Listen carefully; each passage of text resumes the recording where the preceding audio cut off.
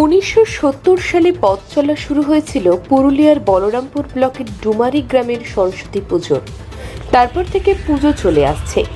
বিগত 13-14 বছর ধরে সরস্বতী পুজোকে কেন্দ্র করে অপরূপ সাজে সেজে ওঠে ডুমারি গ্রাম। এখানে সরস্বতী পুজোর জাঁকজমক এতটাই থাকে যে দুর্গাপুজোর সঙ্গে পাল্লা দেয় এই পুজো। আশেপাশের বিভিন্ন জায়গা থেকে বহু মানুষ আসেন এই সরস্বতী পুজো দেখতে। 4 দিন ধরে হয় এই পুজো। এবছর এই গ্রামের 12টি ক্লাব সরস্বতী পুজোর আয়োজন করেছে। সাড়ম্বরে বাগদেবীর আরাধনায় মেতেছে গোটা গ্রাম। সমস্ত কিছু সুষ্ঠুভাবে পরিচালনা করছে কমিটিগুলি। গোটা গ্রাম বছরের এই সময়ের অপেক্ষায় থাকে। দুর্গাপুজোতেও তারা এতটা আনন্দ পায় না যতখানি আনন্দ উপভোগ করে সরস্বতী পুজোয়।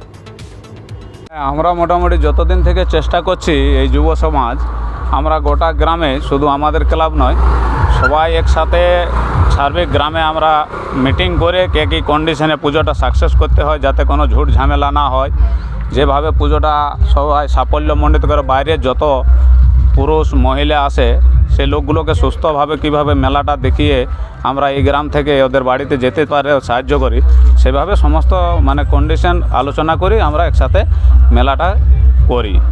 কত বছরে পড়লো এই মেলা? আগে পুরনো বলতে গেলে আমাদের ক্লাবটাই সব থেকে পুরনো। এরপর থেকে এগুলো যেমন প্রতি বছর থেকে নতুন নতুন সবাই দেখে দেখে পরপর করছে, সব থেকে পুরনো মেলা হলো এটাই। কত বছর? এটা মোটামুটি 1970 সাল থেকে হয়ে আসছে। 2 টাকা করে তখন চাঁদা করা হতো, আমাদের বাবা জেঠা কাকারা এটা করতো। জাঁকজমক সহকারে কতদিন হলো? জাঁকজমক সহকারে মোটামুটি 11-12 বছর হচ্ছে। জাঁকজমক গ্রামে কতজন পরিবার পার্টিসিপেট নেই পুজোতে? আমাদের শুনুন, প্রতিটা পরিবারে 12টা ক্লাব আছে তো গ্রামে। ধরুন গড়ে 20 থেকে 25টা করে পরিবার একটা ক্লাবে পার্টিসিপেট করছে। আর ওই 20 থেকে হ্যাঁ 20 থেকে 25টা পরিবারের উপরে যা খরচ খরচা সেটা বহন করতে হচ্ছে। মণ্ডপ সংখ্যা কতটা? মণ্ডপ 12টা। আপনাদের এখানের এই পুজো তো প্রায় দুর্গা পুজোকেও হার মানিয়ে দেয়। হ্যাঁ, আশা করি তো। সেই যেমন হ্যাঁ বলে না, পুরুলিয়া জেলা দুর্গা পূজা দেখবি তো ভামরিয়া যাবি, আর সরস্বতী পূজা দেখবি তো ডুমারি আসবি। এটা এখন আলোচনার মধ্যে ভাইরাল হয়ে আসছে যে সরস্বতী পূজা যদি দেখবে তো ডুমারি আসবে। এই গ্রামের লোকেরা কি এই পুজোটার জন্য সারা বছর অপেক্ষা করে? হ্যাঁ, আমরা দুর্গা পুজো আপনারা দেখবেন আমাদের পাশের টাউন পুরুলিয়া বলরামপুর, ছোট ছোট বাচ্চারা শপিং করতে গেলেও আমাদের গ্রামের ছেলেমেয়েরা বলে না ভাই আমরা এখন সরস্বতী পূজায় নিব। নিজের বন্ধুদেরকে বলে তোমরা এখন নাও, আমরা সরস্বতী পূজায় নিব। আমাদের শপিং থেকে শুরু করে জামা কাপড় সমস্ত কিছু, আত্মীয় স্বজন প্রতি পরিবারে প্রায় 15 থেকে 20 জন আত্মীয় স্বজন প্রতি পরিবারে আছে। বাড়ি থেকে যত আত্মীয় স্বজন আছে সরস্বতী পূজা উপলক্ষে আমাদের গ্রামে আসে। আচ্ছা, পুলিশ প্রশাসনের তরফ থেকে কেমন সহায়তা? না, পুলিশ প্রশাসন আমাদেরকে সাহায্য করে। পুলিশ আবার আমাদেরকে মোটামুটি 15 থেকে 20 দিন আগে ডেকেছিল, থানাতে ডেকে কার কী অনুষ্ঠান কেমনভাবে কী করছো। আজ দুপুরও এসেছে একজন অফিসার, 5-7 জন। 5 দিন বিভিন্ন অনুষ্ঠান থাকে। কালের থেকে অনুষ্ঠানও শুরু হয়, কালচারাল অনুষ্ঠান থাকে, সাংস্কৃতিক অনুষ্ঠান থাকে, যে কোনো যেমন সবাই যেমন ক্লাব ওগুলো নিজে করে। কিন্তু আমরা যে মিনা বাজার করেছি এটা সমস্ত 12টা ক্লাবে সংযুক্ত হয়ে সেখানে মিনা বাজারটা বসিয়েছি। বহু দূর দূরান্ত থেকে দর্শকরা এই গ্রামে আসেন সরস্বতী পুজো দেখতে। দর্শকদের মন কেড়ে নেয় এই পুজো। বিরাট জাঁকজমকের সঙ্গে এই পুজোর আয়োজন হয়। আচ্ছা, এখানে সরস্বতী পুজো দেখতে এসেছেন, কোথায় এসেছেন? কোন গ্রামে? কেন্দা থানার ভিলেজ টুকিয়া। কেন্দা থেকে এসেছেন? হ্যাঁ, কেন্দা থানার টুকিয়া গ্রাম থেকে।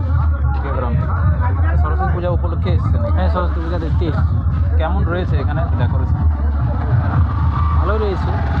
আচ্ছা, এটা কি দুর্গা পুজোকে হার মানায়? হ্যাঁ, এই যে দেখুন, দেখলে পুরোটা ঘুরলেই বুঝতে পারবেন আপনারাও। আর কীরকম এনজয় করছেন এখানে দেখে? ভালো লাগছে। আর পুরুলিয়া কি এরকম আর কোথাও হয়েছে এরকম জানেন নাকি?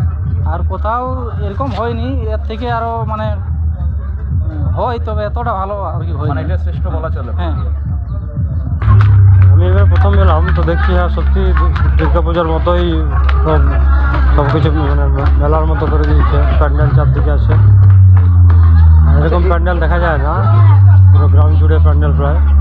এরকম কি আর কোথাও হয়েছে পুরুলিয়ার মধ্যে? না, আমার জানা নেই। এত বড় পুরো ডিস্ট্রিক্ট আমি ঘুরিনি এখনো।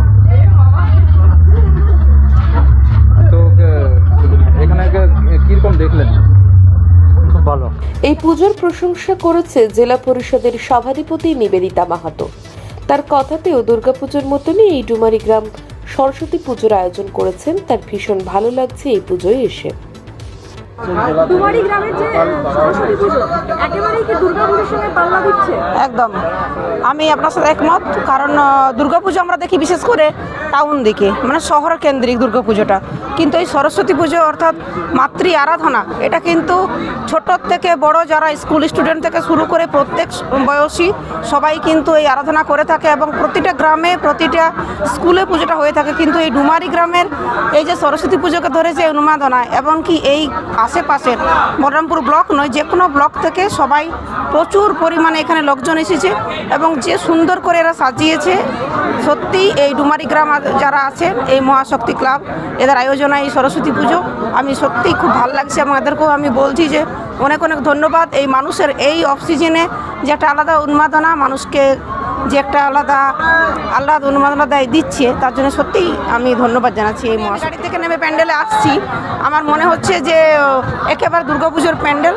এবং যে বাচ্চারা যারা আমার সাথে এসেছে, আমার বাড়ির ছোটো ছোটো বাচ্চা, আমি কিন্তু ওদেরকে বলছি যে তোরা সাবধানে থাকিস, কারণ খুবই প্রচুর ভিড়, হারিয়ে যাস না। কাজে একদম দুর্গাপুজোর মতোই। পুরুলিয়ার কি আর কোথাও এরকম উন্মাদনা বা এই ধরনের প্যান্ডেল দেখা যায়? আই থিঙ্ক না, আমার মনে হয় নাই।